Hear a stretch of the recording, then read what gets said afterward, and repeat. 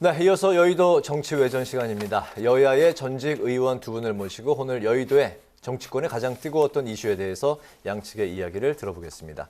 신경민 전 더불어민주당 의원, 김영우 전 국민의힘 의원 두 분 나오셨습니다. 어서 오십시오. 네, 안녕하세요. 네. 검찰이 현재 그 서해 피격 사건을 수사하고 있는데 어제는 노영민 전 실장, 오늘은 박지원 전 국정원장을 소환 조사했습니다. 소환 조사에서 문 전 대통령의 지시 사항 등에 대해서 이제 캐물었다고 하는데요. 문 전 대통령이 이제 얼마 전에 이 사건에 대해서 자신이 최종 승인자다 이렇게 이제 입장을 밝혔었기 때문에 과연 문 전 대통령이 검찰에 소환돼서 조사를 받게 될 것인지 많은 이제 관측들이 나오고 있습니다. 먼저 신 의원님 생각부터 들어볼까요? 현재로서는 그런 증조는 별로 보이지 않습니다. 네. 서훈 실장이 검찰에 출두하기 직전에 문재인 전 대통령이 양산에서 입장 표명을 했잖아요. 네. 그게 이제 뭐 문 대통령의 참전이다라고들 표현을 하는데 입장 표명을 하지 않을 수가 없는 상황이었던 걸로 판단이 돼요. 네. 근데 그러고 나서 서훈 실장의 영장이 공개가 됐는데 그 영장을 이렇게 면면히 읽어보면 문 대통령까지는 가지 않겠다는 일단 검찰의 생각을 읽을 수가 있고요. 대통령실도 그 생각에 거의 비슷한 얘기들을 쭉 하고 있기 때문에 그 당시 상황까지 봤을 때는 문 대통령까지는 가지 않고 문 대통령 직전, 그러니까 서훈 실장 앞에서 딱 멈춰선 느낌을 굉장히 강하게 받습니다. 네. 다만 네. 한동훈 법무장관이 통치행위라는 것은 없다라고 얘기를 했지만 거기에 무게가 실리지는 않았거든요.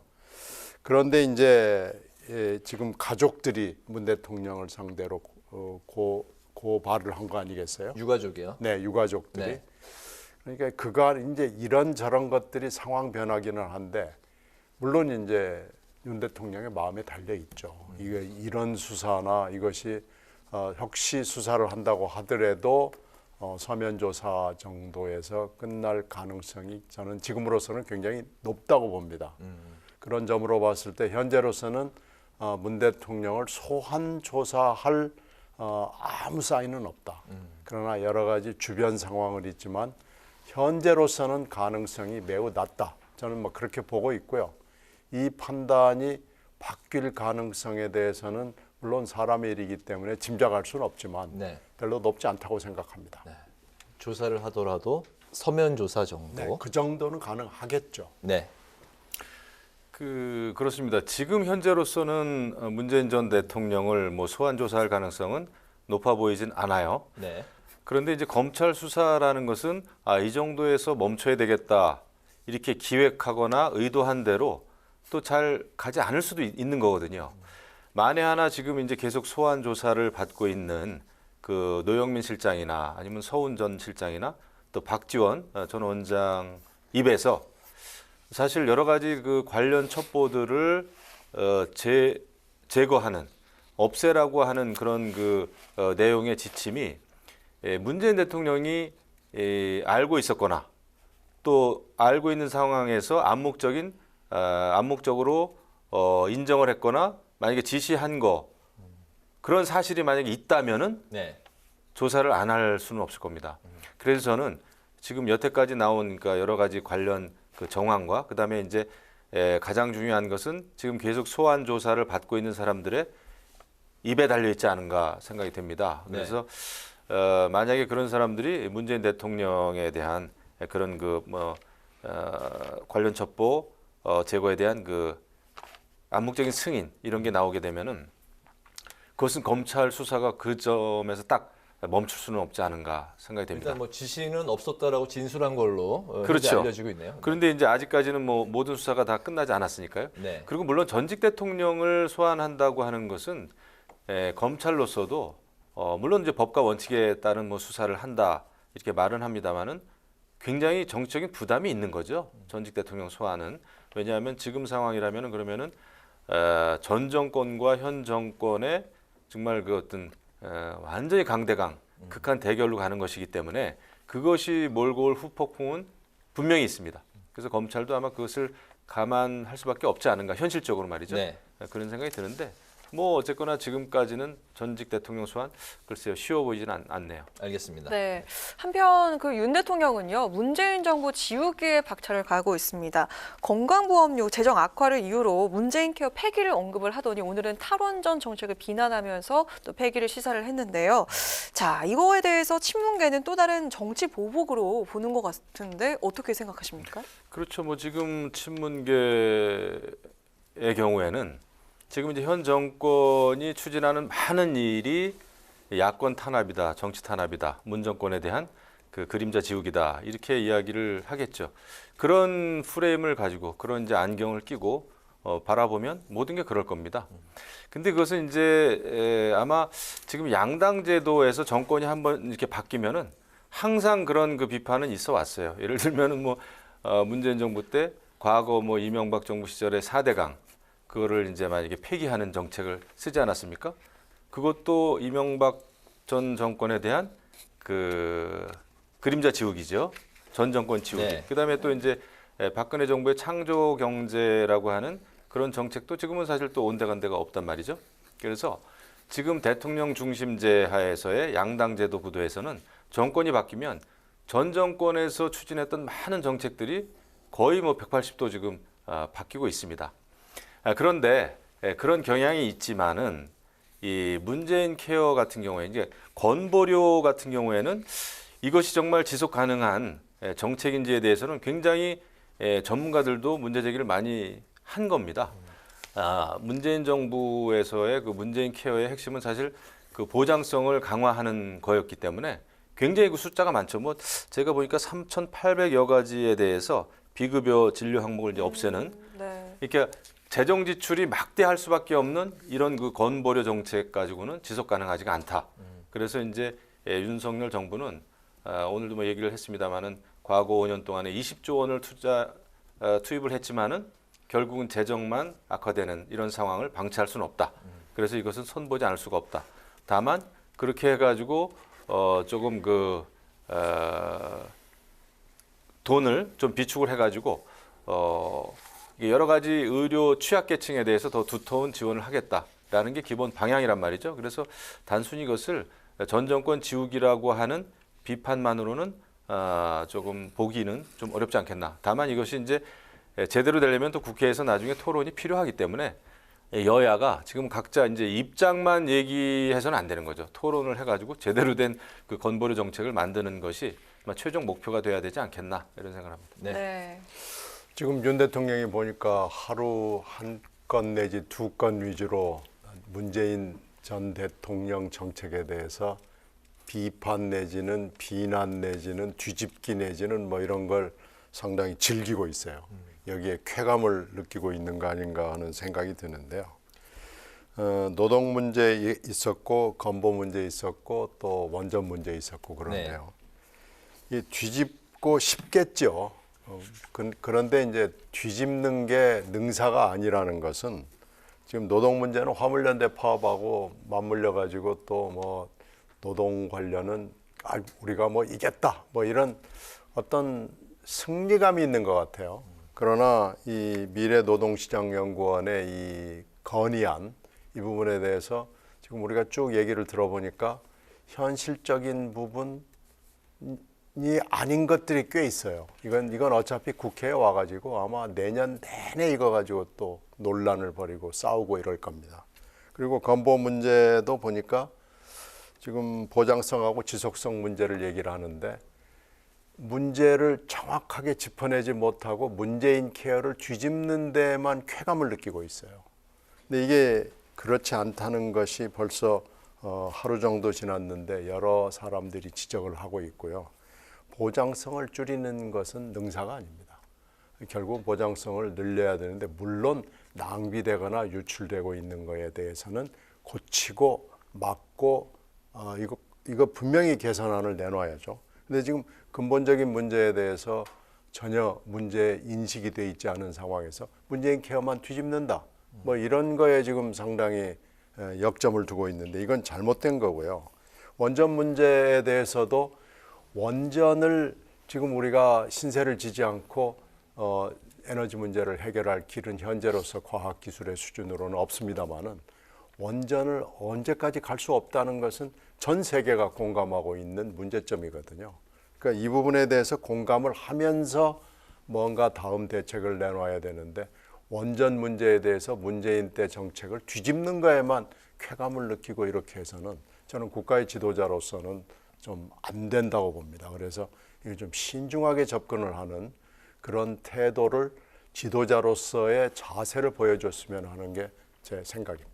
문재인 케어를 바라보는 그 시각이 정부와 야당은 정말 극명하게 이제 갈리고 있는 상황인데 공통적으로 생각하는 부분이 또 있습니다. 바로 그 지점은 결국에 이제 피해자가 이제 국민이다라는 그 입장에서는 그 시선이 일치하는 부분인데요.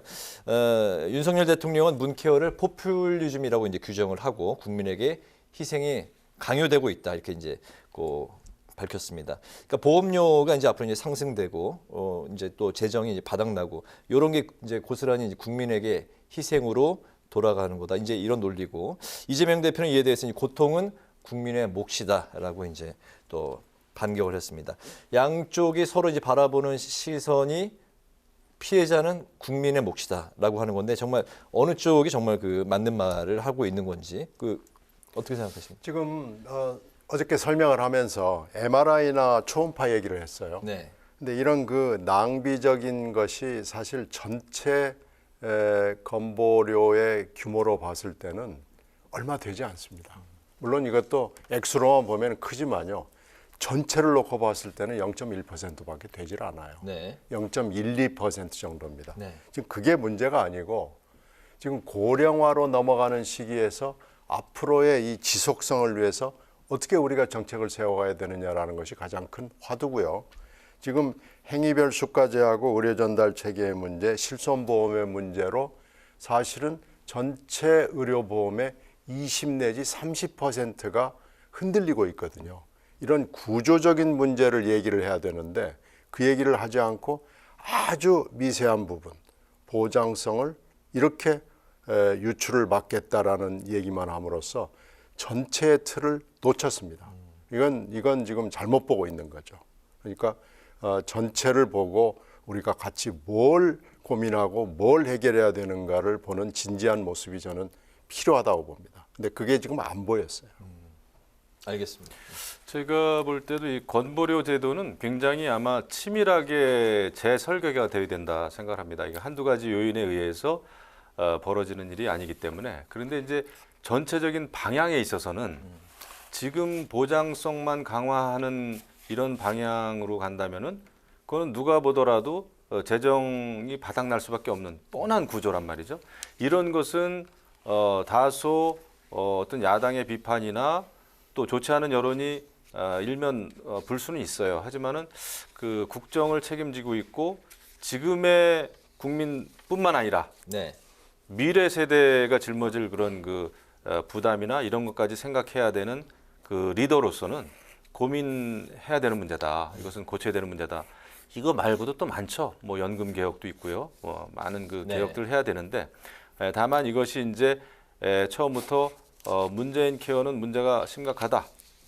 이것을 이제 완전히 바꿔야 된다라고 하는 입장 표명만 나와서는 안 되고 그것을 그럼 어떻게 고칠 것인가. 그다음에 그 의료 지금과 같은 의료 환경에서 취약계층을 어떻게 더 두텁게 지원할 것인가라는 그런 어떤 아웃라인이나 준비가 저는 그 같이 이제 발표가 돼야 된다. 그걸 놓고 여야가 토론을 해야 된다 이렇게 생각합니다. 그렇지 않으면 이 중요한 사안을 놓고 여야가 그냥 그 갈등만 겪게 되는 정치적인 정쟁으로만 남게 되면은 이것은 그 추구하고자 하는 그 건보료 이 제도 개혁을 할 수가 없겠죠. 그래서 그런 어떤 정치적인 그 전략이라 그럴까요? 그런 노력도 굉장히 좀 필요하지 않겠나 생각이 되는데 뭐 제가 볼 때 원칙은 맞아요. 그다음에 탈원전만 해도 그렇습니다. 사실 문재인 정부에서 어떻게 보면 지난 50년 동안 축적되어 온 우리나라 원전 그 산업의 근간을 흔들었단 말이죠.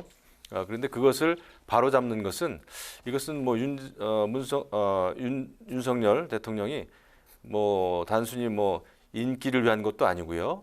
뭐 어떤 희열을 느끼는 것도 아니라고 봅니다. 오히려 비정상적인 정책을 정상화하는 그런 과정이 아닌가 싶어요. 저는 필요한 정책이라면은 다소 좀 비판이나 무리가 있더라도 그것을 추진하는 것이 맞다. 다만 이것이 완성되기 위해서는 정치권이 풀어야 되기 때문에 그런 분위기를 같이 만들어가는 노력은 대통령도 같이 동시에 해 나가야 되는 게 아닌가 이런 생각을 하는 것입니다. 알겠습니다. 네. 자, 이번 한 주 동안 이슈의 중심에 있었던 한 발언이 있었습니다. 이재명 대표 주변에 20명도 이제 안 남아 있다라는 말씀을 이 자리에 계신 우리 신경민 의원께서 해주셨는데요. 근데 오늘 그 비명계인 이현욱 의원도 측근들도 거리를 둔다면서 이렇게 말을 보탰는데 신경민 의원께 여쭙겠습니다. 정확한 내부 상황이 지금 어떤지 저희 좀 알고 싶거든요. 이 발언 때문에 뭐 여러 가지 얘기들이 나왔고 네네. 또 이 발언 제가 이 얘기를 사실은 굉장히 오래전부터 했어요. 근데 지금 최근에 지난주에 어느 방송에 가서 다시 반복을 하고 그 직후에 문화일보인가요? 거기서 이재명 대표가 혼밥을 한다는 기사가 나왔어요. 그래서 그것까지 뭐 제가 발언한 걸로 돼 있는데 혼밥 얘기는 저는 모릅니다. 이재명 대표가 저한테 밥을 살 리도 없고 네. 그래서 뭐 혼밥하는지 뭐 투밥하는지 그건 잘 모르겠고요. 네. 제가 얘기한 건 정확하게 이렇습니다. 네. 정확하게 말씀드리면 네. 대선, 지선 그리고 전당대회에서 대표로 출마하면서 이재명계가 굉장히 많았어요. 우리가 현재 민주당이 169명인데 그 전에 한 170명을 조금 넘었을 때죠. 굉장히 많았는데 지금 현재 이 사법 리스크가 진행이 되면서 그 숫자가 그러니까 결사옹위파들이 한 20명 내외로 줄어들었다라는 얘기를 제가 한 거고요. 그렇다고 해서 정면으로 비판을 하는 사람들이 많으냐? 그렇지 않습니다. 한 5-6명밖에 되지 않습니다. 지금 그건 언론에 계속 얘기들을 하시고 있기 때문에 누군지 금방 아실 거예요. 그렇게 따지면 그럼 나머지 140명 되는 사람들은 뭐냐 하는 게 나오죠. 그래서 저는 부글부글하는 파와 관망파로 나뉘어 있다. 그 얘기를 한 거예요. 근데 그게 뭐 약간씩 좀 말을 옮기는 과정에서 뭐 이상하게 전파가 됐고요. 제가 지금 끊임없이 얘기한 것은 금방 말씀드린 것이 정확한 얘기입니다. 그런데 이제 그 얘기가 또 나가니까 김남국 의원이 수고스럽게 아침 방송에 나와가지고 그런 사실이 없다 뭐 이렇게 얘기를 하던데 네. 가짜 뉴스라고 얘기를 해온 거죠. 근데 저는 김의겸이 아니고요. 이건 분명히 팩트가 있는 거고 제가 분석하는 이 4개의 파로 나눈 것은 지금 민주당 안을 들여다보는 사람은 대충 동의하는 내용입니다. 다만 이것을 그러면은 누구냐 이름을 대라 뭐 그러면 그건 조금 곤란하지만 이건 팩트입니다. 그럼 아까 말씀하신 그 나머지 140여 명의 관망파와 일명 그 부글부글파가 있다고 하셨는데 비율이 어느 정도라고 생각하십니까? 부글파들이 아무래도 좀 많다고 봐야 되겠죠. 정말입니까? 네. 알겠습니다. 그래서 그 얘기가 자꾸 이렇게 카피가 되면서 네. 제가 하지 않은 얘기가 덧붙여지고 또 뭐 약간 비틀어지고 그런 거죠. 네. 이 부글파 이제 그 강앵커 언급을 했는데 이원욱 의원이 이제 임계점을 이제 100으로 따졌을 때 60-70% 정도까지 이제 온도가 이제 올라갔다. 나머지 한 30% 정도가 이제 네, 더 그 올라오면 채워지면 이게 이제 뭐 끌어올라서 폭발할 것이다라고 그 같은 의견이신 건가요?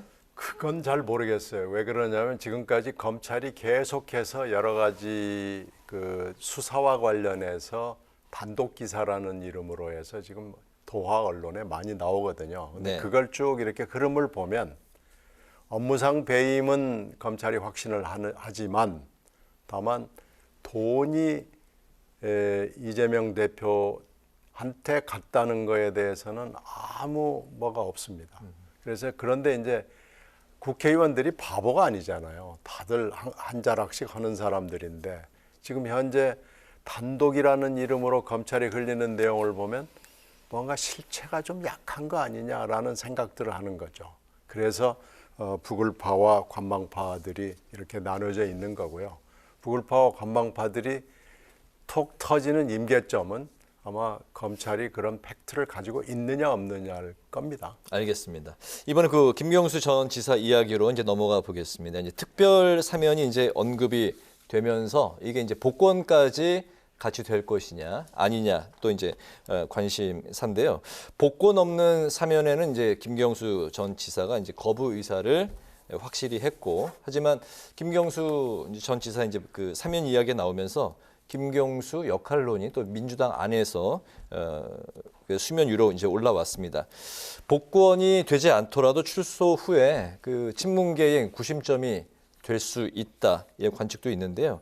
이게 출소가 될 것인지 특별 사면이 될 것인지 그 가능성까지 이제 포함해서 한번 좀 들어볼까요? 어떻습니까?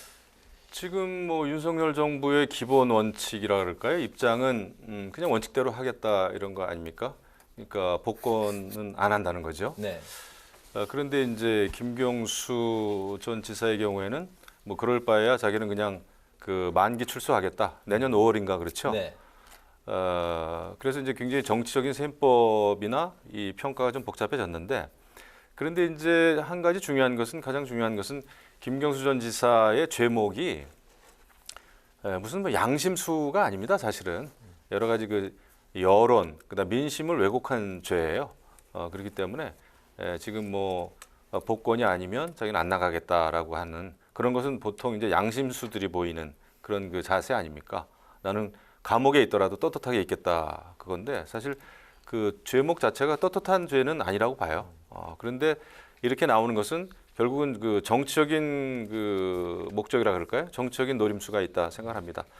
그렇게 할수록 지금 그 소위 야당 또 친문계의 어떤 구심점이 될 가능성이 크죠. 더더군다나 지금은 이재명 당대표의 리더십이 상당히 흔들리고 있지 않습니까? 본인의 또 측근들의 사법 리스크에 의해서. 네. 이런 때 이제 그 김경수 전 지사는 구심점이 되면서도 차기까지 노려볼 수가 있는 거죠. 차기 대선이죠. 그리고 적어도 차기 총선 때 최소한 부산 경남 지역에 있어서 김경수 전 지사가 활약을, 그러니까 영향력을 충분히 행사할 수가 있죠. 그래서 이것이 이제 단순한 복권 문제가 아니라 결국은 앞으로의 정치적인 영향력을 키워가느냐의 싸움인 것 같아요. 하지만은 또 복권이 되고 나면은 정치적인 활동을 얼마든지 할 수 있기 때문에 피선거권이 또 바로 생기고, 네. 그러면은 뭐 차기 총선 나가서 대선까지도 이제 김경수 전 지사는 노려볼 수 있는 것이죠. 그렇게 되면은 야권뿐만 아니라 전체 어떤 그 차기 총선과 대선의 판도가 바뀌는 것이기 때문에 이것이 굉장히 중요한 문제입니다. 제가 볼 때는. 하지만 뭐 지금 윤석열 정부는 원칙을 지키겠다고 하니까 복권될 가능성은 당분간 없지 않겠나 이렇게 생각이 됩니다. 네. 글쎄 지금 이렇게 반응을 보이는 것은 교도소 쪽에서 김경수 전 지사에게 지금 연락을 한 거 아니겠어요? 그러니까 가석방은 법무부 권한이거든요. 근데 이제 특별 사면은 대통령의 권한이거든요. 그러니까 가석방도 하면서 특별 사면을 할 것 같지는 않고요. 둘 중에 하나를 하겠다는 의도로 보여요. 그런데 가석방은 별 큰 의미가 없는 게 그냥 몸만 풀어주는 거거든요.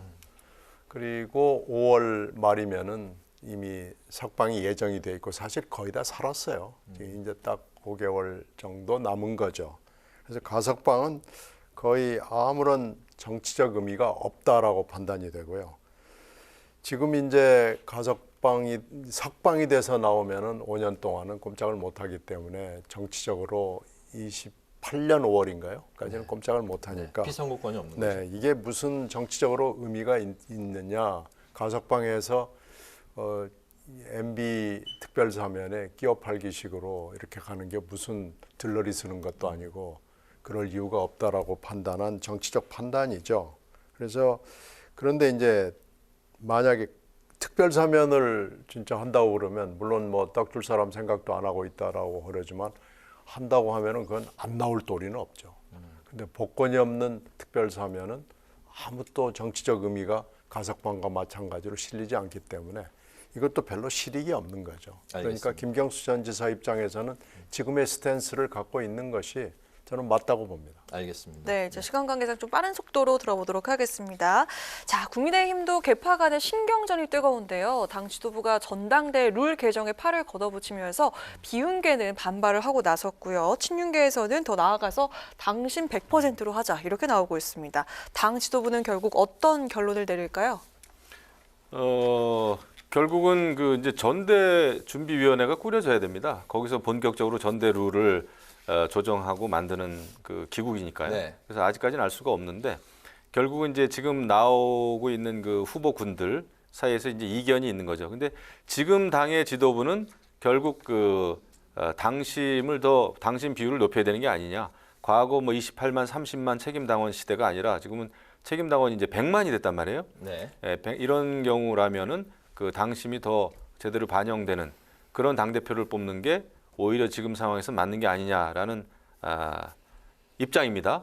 근데 이제 여기에 가장 크게 반발하는 것은 이제 유승민 잠재적인 후보군이죠. 유승민 전 의원이 축구 경기 중에 골대를 중간에 옮기느냐 네. 이런 식으로 이제 발언하면서 반대를 하고 있는데 결국 이것이 어떻게 될 것인가도 결국은 민심에 달려 있다 생각합니다. 이 전대룰을 바꾸는 게 일반적인 민심, 국민들의 일반적인 상식선에서 그래서는 안 된다라고 하는 그런 또 민심이 너무나 높으면 바꾸기가 어렵고 그럴 때는 이제 바꾸더라도 최소한 역선택 방지 조항 정도는 넣어야 되지 않겠느냐. 또 이렇게 또 합의가 될 수도 있겠죠. 네. 근데 전체적으로 어떻게 바뀔 것인지는 민심을 봐야 될 것 같아요. 네. 알겠습니다. 글쎄 지금 그쪽에서 일하시는 분들, 전략가들이라는 분들이 이걸 당신 100%냐, 90%냐, 80%냐는 방향은 정해졌다고들 얘기를 하시는 건데 그때 7대3으로 만들 때 다 이유가 있었고 정치적 상황이 있었거든요. 이건 역행하는 거죠. 그래서 저희들은 즐겁게 보고 있습니다. 예, 알겠습니다. 네. 이게 또 이제 한 반의 반장 선거냐, 이제 전교 회장 선거냐, 뭐 여러 가지 또 말이 나오더라고요. 알겠습니다.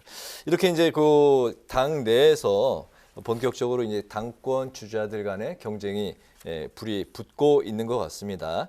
한 명 한 명씩 이제 당권 도전 의사를 이제 밝히고 있는데 권성동 의원이 당권 도전 의사를 밝힌 것으로 이제 전해졌습니다. 앞으로 이제 국민의힘 당권 경쟁이 더 뜨겁게 달아오를 것으로 보이는데요. 이 부분의 최대 관전 포인트는 어떤 면에서 이제 보고 계시는지 어떤 거라고 보십니까? 그래서 아무래도 누가 윤심을 받는 거냐라는 건데 아직까지 전체적으로 봤을 때는 윤심을 받은 사람은 없어 보여요. 다만 윤심을 받지 않은 사람은 분명해 보이고요.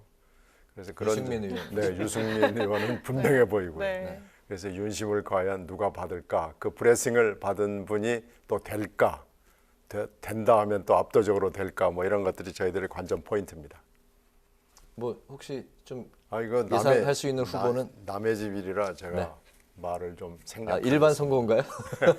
알겠습니다. 네.